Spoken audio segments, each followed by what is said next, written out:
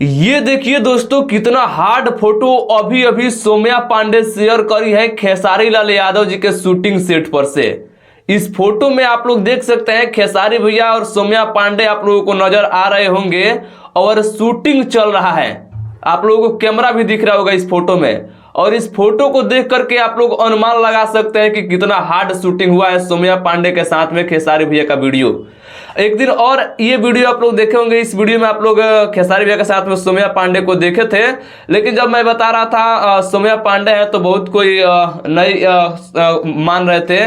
कुछ लोग दूसरे दूसरे एक्ट्रेस का नाम बता रहे थे और हालांकि हम भी कन्फर्म नहीं थे, लेकिन आज कन्फर्म हो गए कि खेसारी भैया के साथ में पहली बार सौम्या पांडे को मौका मिला है और बहुत हार्ड वीडियो का शूटिंग हुआ है सौम्या पांडे और खेसारी भैया का, जो कि बहुत जल्द आप लोगों के बीच में उस वीडियो सॉन्ग को रिलीज किया जाएगा। और सौम्या पांडे एक्ट्रेस को मैं दिल से बता रहा हूँ बहुत मुझे अच्छा लगती है।